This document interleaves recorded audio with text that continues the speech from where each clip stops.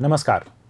प्रभात खबर आज बातचीत कर रहा है ज़िंदगी और ज़िंदगी के मायने, साथ साथ में सकारात्मक रहने के तरीकों पर। क्योंकि जुलाई महीने में खबर आई कि एक रोबोट ने दक्षिण कोरिया में काम के अधिकता की वजह से उसने अपनी ज़िंदगी को अपनी मशीनरी को उसने ख़राब कर लिया।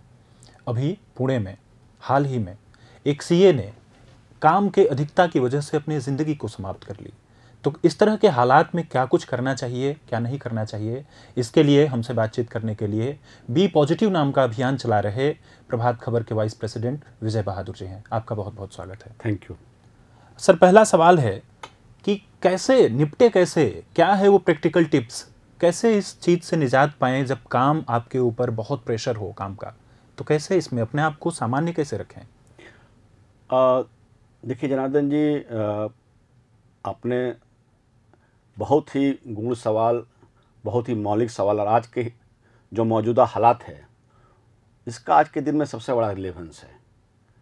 आपने जो अपना इंटरव्यू शुरू आपने पहला ही कहा कि कोरिया में मशीन ने अपने सारे इक्विपमेंट खोल दिए, उसके बाद एक सीए की चर्चा की जो पुणे का है। तो मतलब कहने का है कि काम का इतना दबाव है, इंसान तो क्या मशीन भी उसको सहन नहीं कर पा रहा है जी। तो इसका मतलब कि एक बहुत ही गंभीर विषय है जिसको लेकर हम सबको चर्चा करने की ज़रूरत है, विमर्श करने की ज़रूरत है, और न सिर्फ विमर्श करने की ज़रूरत है, समाज में ऐसा माहौल बनाने की ज़रूरत है ताकि इस तरह के जो केसेस हैं वो कम हो। और मेरा मानना है कि ये तभी संभव है जब हम समाज में सकारात्मक माहौल बनाएंगे। इसलिए मैं जब आपने कहा कि पॉजिटिविटी की हम लोग जब बात करते हैं, मैं बोलता हूँ बी पॉजिटिव, तो मेरा मानना है कि think positive, act positive, be positive. जब हर इंसान पर दबाव है, किसी पर मानसिक दबाव है, किसी पर आर्थिक दबाव है, किसी पर सामाजिक दबाव है, कोई रिश्तों को लेकर परेशान रहता है, तो दुनिया में ऐसा कोई व्यक्ति नहीं है जो परेशान नहीं है। और इस परेशानी का निजात दो तरीके से हो सकता है, एक जो व्यक्ति परेशान है, और दूसरा उसका जो एक्सटर्नल इन्वायरमेंट है वो कैसे बेहतर हो। और ये तभी संभव है जब समाज में हम मिलजुल कर एक सकारात्मक माहौल बनाएंगे।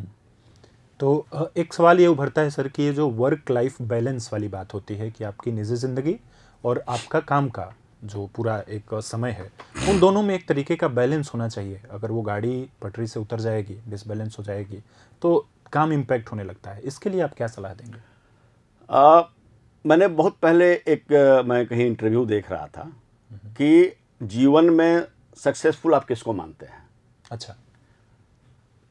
ऐसा व्यक्ति जो प्रोफेशनली बहुत सक्सेसफुल है, जिसने अपने कैरियर में बहुत ऊंचाई पाई है, ऐसा व्यक्ति जो अपने पारिवारिक जीवन में बहुत ही खुशहाल है लेकिन उसका प्रोफेशनल लाइफ उतना बेहतर नहीं है।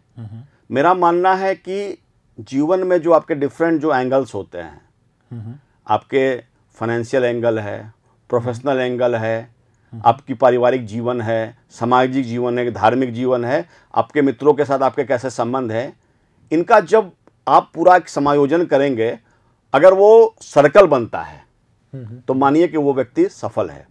अच्छा। मानिए आप कि कोई व्यक्ति अपने प्रोफेशनल कैरियर में, सपोर्ट कीजिए स्पोर्ट्स का बहुत बड़ा वो एक लीजेंड है, पता लगा कि वो अपने प्रोफेशनल लाइफ में सबसे बेहतर स्थिति में लिविंग लेजेंड है, या उसने अपने कैरियर में उन ऊंचाइयों के प्रोफेशनल लाइफ में चुना है या छुआ है जो अल्टीमेट है, लेकिन उसकी पारिवारिक जीवन ठीक नहीं है जी जी। तो मेरा मानना है कि वैसा व्यक्ति सफल नहीं है। वो प्रोफेशनली सक्सेसफुल हो सकता है लेकिन जीवन के जो विभिन्न आयाम हैं वो आदमी सक्सेसफुल नहीं है। जी जी। तो इसलिए वर्क लाइफ बैलेंस में, जैसे आपने कहा कि वर्क लाइफ बैलेंस में क्या है, आप देखिए कि मैं बहुत एक मौलिक बात बता रहा हूं कि जैसे आप अपने दफ्तर में काम करते हैं जी, हम ऐसा सोचते हैं कि भाई जब हम दफ्तर आते हैं तो जो हमारा जो निजी जीवन है, पारिवारिक जीवन है, सामाजिक जीवन, वो पीछे छूट जाना चाहिए जी। या हम दफ्तर में काम करते हैं तो दफ्तर की चीज़ें दफ्तर में ही छूट जानी चाहिए। हाँ। ये एक थ्योरेटिकल टर्म्स में सही लगता है। अच्छा। लेकिन जब आप प्रैक्टिकली देखेंगे कि सपोज कीजिए आप घर में से आप निकलते हैं, किसी काम को लेकर आपको निजी परेशानी हो गई, आप देखेंगे जब दफ्तर में आप काम करते हैं तो वो दिलो दिमाग पे वो चीज़ें आपके अंदर में चलती रहती है, आपके अंतःकरण में चलती रहती है और कहीं ना कहीं वो आपके काम को प्रभावित करता है। उसी तरह आप दफ्तर में काम कर रहे हैं, दफ्तर का एनवायरनमेंट किसी कारण से सही नहीं है या टॉक्सिक है या ऐसा हुआ कि आपको आप पर काम का इतना दबाव है कि आप उसको हैंडल नहीं कर पा रहे हैं, तो उसका कहीं ना कहीं फ्रस्ट्रेशन आप देखेंगे आपके घर पर भी रहता है। तो इसलिए जो व्यक्ति अपने पारिवारिक जीवन में सफल है, मेरा मानना है कि वही व्यक्ति प्रोफेशनली भी बेहतर कर सकता है। सर, आप कई साल से बी पॉजिटिव अभियान चला रहे हैं, सोशल मीडिया के जरिए कई सारी बातें आप लोगों को कम्युनिकेट कर रहे हैं। एक सवाल यहाँ ये आ जाता है कि जो आप बातें अभी कह रहे हैं इसमें और रियलिटी में फ़र्क है। वो लोग कहते हैं कि नहीं नहीं ऐसा होता नहीं है, जब काम का दबाव होता है तो सारी वर्क लाइफ बैलेंस और ये सब इधर उधर हो जाता है। आप कोई रियल लाइफ एग्जाम्पल, कुछ ऐसा आपसे जो अभी तक लोग मुखातिब हुए हैं, बातचीत हो रही है, कोई एक आध ऐसा उदाहरण हो तो वो ज़रा देखने वालों को बताएं। मैं स्पेसिफिक किसी व्यक्ति के बारे में बात करना तो सही नहीं है, लेकिन जैसा आपने कहा ना कि व्यवहारिक रूप से ये होता नहीं है, ये थ्योरेटिकल बातें हैं। मैं जब अपने कलीग के साथ में, अपने मित्रों के साथ में डिस्कस करता हूं तो मैं एक बात उनको कहता हूं, हम दफ्तर जब आते हैं या किसी भी कार्यालय में या किसी भी प्रोफेशनल जीवन में, निजी जीवन में बिजनेस करते हैं, बहुत सारे जो काम हम अपने जीवन को बेहतर करने के लिए आर्थिक रूप से करते हैं, आप देखिए कि 8 घंटे का समय दफ्तर में नियत है, मान लीजिए 9 घंटे का समय नियत है, लेकिन आप अगर किसी से डिस्कस करेंगे तो आप ज़्यादातर लोगों को ये कहते पाएंगे कि बहुत ज़्यादा काम का दबाव है। जी, जी, जी। बहुत काम का दबाव है, काम का दबाव है, ये एक बहुत ही कॉमन बात है। काम का दबाव रहता भी है, लेकिन मेरा मानना है कि जो व्यक्ति काम के दबाव के साथ है उसको एसेस भी करना चाहिए कि वास्तव में काम के जो समय है उसका हमने ऑप्टिमम इस्तेमाल कितना किया। अच्छा, आप दफ्तर जब मान लीजिए 9 बजे आते हैं, 10 बजे आते हैं, इसका कोई ट्रिक हो मैनेजमेंट का तो जरा देखने। जैसे मैं बताऊं, जैसे आप दफ्तर आते हैं, मैं बहुत व्यवहारिक बात बता रहा हूं, 10 बजे हम दफ्तर आते हैं, 10 बजे से लेकर 6 बजे तक मुझे लगता है कि हमें अपने काम को घंटों का स्वमूल्यांकन करना चाहिए। अच्छा, हम 10 से 6, 10 से 7, 9 से 5 जो भी हमारा समय निर्धारित है, हमें खुद से एक एनालिसिस करना चाहिए कि उस 8 घंटे में, 9 घंटे में, 7 घंटे में वास्तव में हमने कितना समय अपने काम को दिया और काम के परे कितना समय हमने बाकी चीज़ों को दिया जो हमारे काम के समय के अतिरिक्त है। जी, जी, जी। तो आप अगर असेसमेंट करेंगे, जो मेरा निजी मानना है कि 8 घंटे, 9 घंटे में 5 घंटे, 6 घंटे, 4 घंटे, 7 घंटे, बहुत विरले लोग होंगे जो अपने निर्धारित समय का ऑप्टिमम यूटिलाइजेशन करते हैं। जी, जी। तो जब आप अपने काम के घंटे के समय में काम करने की जगह दूसरे कामों में अपना समय लगाएंगे तो निश्चित तौर पे काम आपको पूरा करना है जी। तो जो समय आपके अपने जीवन के लिए है, अपने व्यक्तिगत जीवन के लिए है, अपने पारिवारिक जीवन के लिए, सामाजिक जीवन के लिए है, तो आपको फिर अपने उन समय को अपने काम को पूरा करने में लगाना पड़ेगा। तो कहीं ना कहीं एक प्रोफेशनल और निजी जीवन में बैलेंस फिर जो है गड़बड़ होता है। जी, जी। ये बड़ी पते की बात है कि हम शिकायत तो बहुत करते होते हैं कि बहुत काम है, ज़्यादा काम है, पर क्या सच में वो काम उतना है जितना हम उसको अज्यूम किए बैठे हैं, हमने अपने मनस्थिति को बनाई है। लेकिन एक सवाल सर यहाँ पे ये आता है कि अगर सच में कभी काम का दबाव बढ़ जाए, एक तो हो गया कि इल्यूजन, हम अपने काम के घंटों के दरमियान कुछ और कर रहे थे इसलिए काम ज़्यादा लग रहा है, लेकिन अगर कई बार ऐसा होता है, जो कि मुझे लगता है कि बहुत दीर्घकालिक नहीं होगा, बहुत लंबे समय तक ऐसा नहीं होगा, लेकिन हो सकता है कि थोड़े समय के लिए, महीने, 2 महीने, 3 महीने, कंपनी की किसी खास ज़रूरत के लिए या किसी भी एक मसले को लेकर के काम का दबाव बढ़ जाए। चुनाव आ जाता है तो बहुत ज़्यादा काम बढ़ जाता है कई सारी संस्थाओं पे, या अलग अलग इवेंट्स पे, अलग अलग संस्थाओं पे अलग अलग दबाव बढ़ते हैं। उस खास मौके में क्या करना चाहिए जब सच में काम बहुत ज़्यादा है? देखिए, मेरा जो निजी तौर पर मानना है कि जब तक आप काम को काम समझेंगे, जी, जी, वो काम आपको हमेशा बोझिल लगेगा। फिर कैसे इसको कैसे तो जो भी आप करते हैं, आपकी जिस भी विधा में मास्टरी है, जिसमें भी आपकी एक्सेलेंस है, मेरा मानना है कि उससे प्रेम करना सीखिए। अच्छा। उस काम इसका को इसका इसका तात्पर्य थोड़ा सा आसान भाषा में भी सर बताएं। जैसे काम से प्यार करना, तो इसको कैसे मतलब समझे कैसे? मान लीजिए कि आप पत्रकारिता के क्षेत्र में हैं, जी जी। तो आपको एक जॉब असाइंड है, लेकिन आप जब तक उस काम को असाइंड जॉब की तरह आप करेंगे, तब तक वो काम आपको हमेशा लगेगा कि मैं किसी तरह से इस काम को पूरा कर लूं। लेकिन जब आप अपने प्रोफेशन को, मान लीजिए आप पत्रकारिता में हैं, जर्नलिज्म में हैं, आपको लगेगा कि नहीं, जिस क्षेत्र में मैं हूं मुझे एक्सेल करना है, मुझे सबसे बेहतर रहना है या कुछ अलग हट के करना है, तो जब उसको लेके आपकी एक एफिनिटी होगी, एक प्रेम होगा, उसको लेके एक पैशन होगा, अच्छा, तो जो काम के घंटे मुझे लगते हैं वो आपको कम लगने लगेंगे। या लगेगा कि मैंने बहुत कुछ किया है लेकिन बहुत कुछ और करना बाकी है। और मैं एक चीज कहना चाहूंगा कि एक जीवन में प्रोफेशनल एक रेस है। जी जी। तो एक व्यक्ति जो रोज अपने काम को बहुत पैशनेटली करता है, शिद्दत से करता है, और एक व्यक्ति उसी काम को काम के हिसाब से करता है कि बस उसको पूरा करना है। जब जीवन में एक लकीर, मान लीजिए आपने एक शुरुआत की, एक वक्त के बाद जो व्यक्ति रोज निरंतर अपने काम को बहुत ही एफिनिटी से, पैशन से, लगाव से करेगा, वो आप देखिएगा जीवन के एक समय के बाद वो आगे निकल जाएगा। नंबर एक। नंबर दो, जैसा आपने कहा कि ये काम तात्कालिक रूप से या फॉर टाइमिंग है। हाँ। लेकिन अगर ऐसा होता है कि जिस संस्थान में या जहां भी आप वो काम कर रहे हैं वो चीजें निरंतर है, मतलब हर दिन आपको, सालों भर आपको 365 दिन वही काम करना है। अच्छा। हाँ। और आपको लग रहा है कि ये तात्कालिक नहीं है, और चीजें आपके शरीर मन दोनों से ऊपर की चीजें, क्योंकि देखिए हर व्यक्ति की अपनी क्षमता है, शारीरिक रूप से भी, मानसिक रूप से भी जी। तो अगर जिस दिन आपको लगे कि चीजें आपके क्षमता के बाहर है, तो आपको अपने काम को लेकर रीअसेस करने की जरूरत है। अच्छा। रिव्यू करने की जरूरत है कि आप 1-2 दिन वो काम कर सकते हैं, महीने, साल में 10 दिन, 20 दिन, 1 महीने वो काम कर सकते हैं। अगर रोज चीजें आपके बियॉन्ड कैपेसिटी की है, तो आपकी मानसिक परेशानी शुरू होगी और आपकी शारीरिक परेशानी भी शुरू होगी।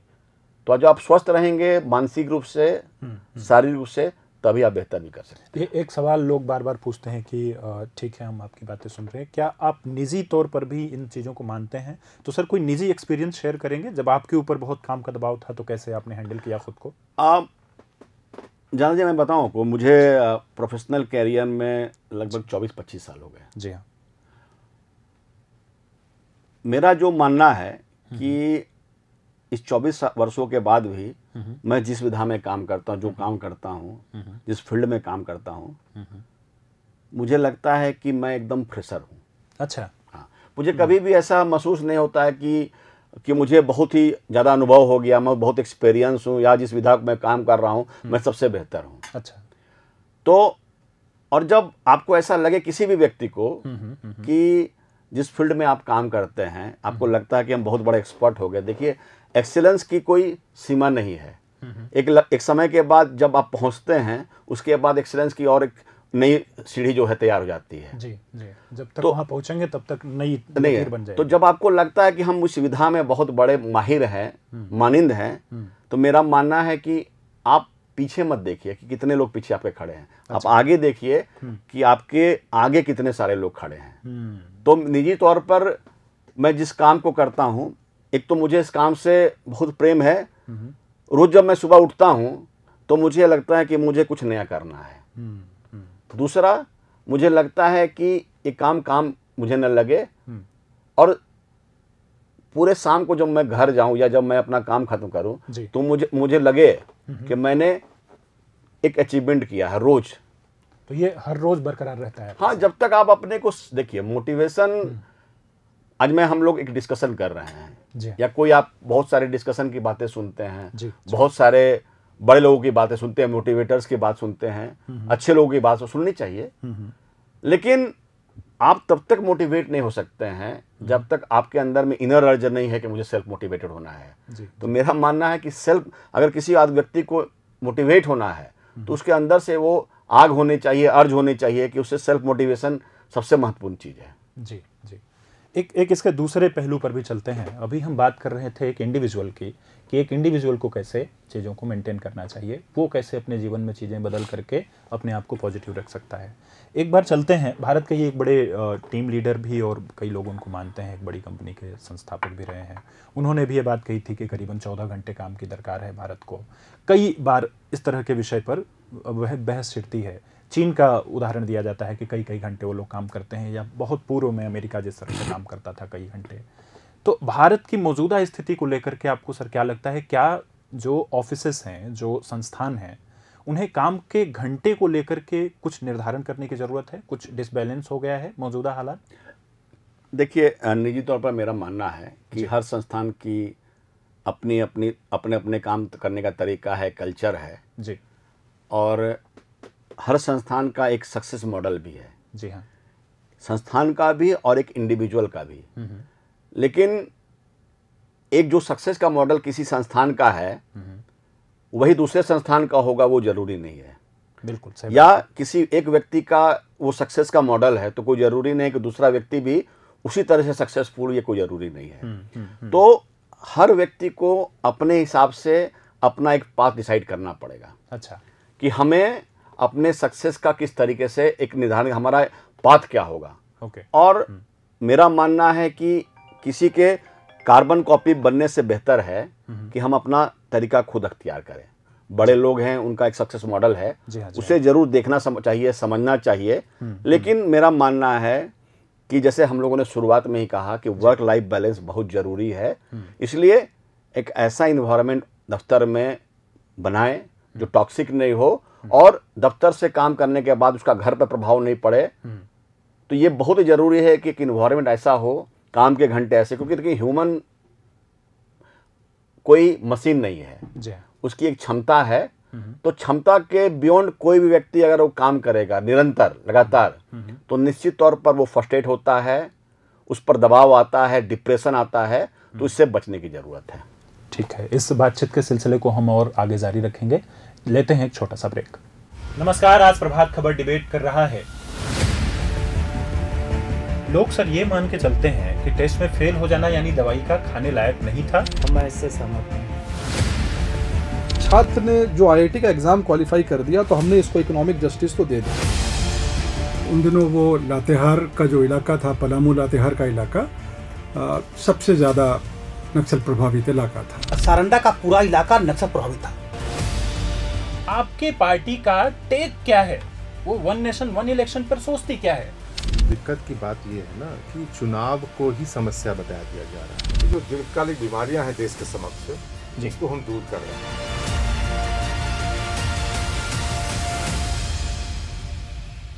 बातचीत का सिलसिला फिर से शुरू करते हैं विजय बहादुर जी के साथ। सर, सवाल ये है कि अब काम का दबाव सिर्फ इतना तक ही नहीं रहा कि ज़िंदगी ख़राब हो रही है या उसके बारे में हम शिकायतें कर रहे हैं या जाकर के हम कहीं ऐसा फ्रस्ट्रेशन निकाल रहे हैं। बात यहाँ तक आ रही है कि काम के दबाव की वजह से हम अपनी ज़िंदगी को ख़त्म करने का फैसला कर ले रहे हैं। इन लोगों से आप क्या कहेंगे? देखिए, जो जीवन की जो रफ्तार है पूरी दुनिया में तेज हो गई है जी, उससे हम सब लोग प्रभावित हैं। कंज्यूमरिज्म धीरे धीरे धीरे धीरे बढ़ रहा है और इससे हम सब लोग प्रभावित हैं। लेकिन हम सबको समझना पड़ेगा कि जो जीवन है वो अमूल्य है और जीवन हमारा है। तो कुछ चीज़ें बहुत ही मौलिक है। हर आदमी अच्छा दिखना चाहता, अच्छा पहनना चाहता, अच्छा जीवन शैली रखना चाहता है, अपने प्रोफेशनल करियर में बेहतर करना चाहता है। लेकिन हम ऐसा कोई किसी गोल का निर्धारण नहीं करें जो गोल जो है, जो चीज़ें हमारे बियॉन्ड लिमिट है। बचपन में हम लोग पढ़ते थे हनुमान कूद। हम हनुमान कूद है कि मतलब हमने ऐसा लक्ष्य का निर्धारण कर लिया, ऊपर से कूदे, हमारा पैर टूट गया। अच्छा। और ऐसा भी लक्ष्य निर्धारित नहीं किया जो बेसिकली लक्ष्य है नहीं। तो कहते हैं कि जो हमारा जो लक्ष्य हो, हमारा जो गोल हो, वो स्ट्रेचेबल हो। कि जिसको करने में थोड़ा मशक्कत हो लेकिन एट द सेम टाइम वो अचीवेबल भी हो। और हर व्यक्ति अपनी क्षमता जानता है। हम दूसरों से झूठ बोल सकते हैं लेकिन इंसान अपने आप को से झूठ नहीं बोल पाता है। जी जी। तो रिएसेस करने की ज़रूरत है, अंतःकरण में आत्मावलोकन करने की ज़रूरत है कि जो लक्ष्य हमने निर्धारित किया है उसके लिए हमारे पास वो स्किल सेट है कि नहीं है, हमारे पास वो टैलेंट है कि नहीं है। एट द सेम टाइम ये भी एक्सेप्ट करना पड़ेगा कि हमारे पास टैलेंट है, थोड़ा हमको पुश करने की ज़रूरत है। ऐसा भी नहीं है कि हमारे पास टैलेंट है और हम आइडल पड़े हुए हैं तो भी लक्ष्य हम नहीं पा सकते हैं। तो हर व्यक्ति को अपने हिसाब से जीवन का निर्धारण करना पड़ेगा।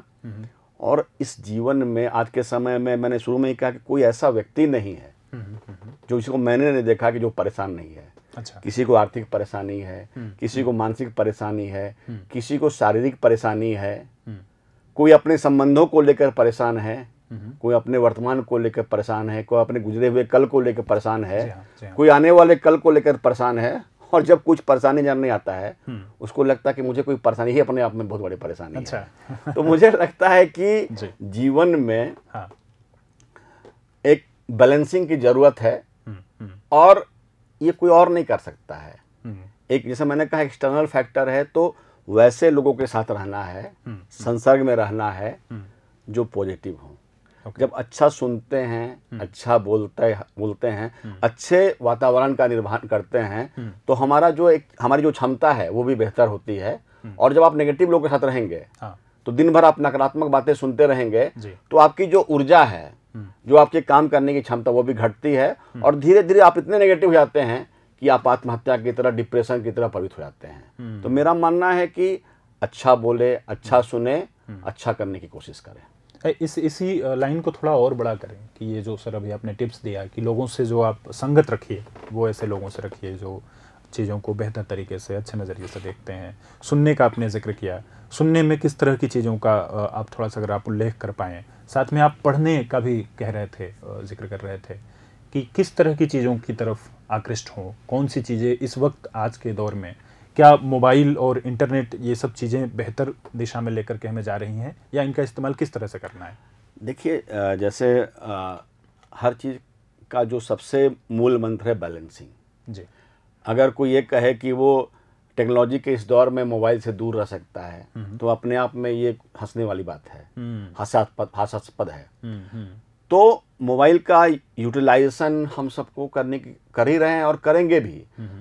हम कर रहे हैं, हमारे बच्चे कर रहे हैं, हमारे परिवार के साथ हमारे मित्र सब लोग कर रहे हैं।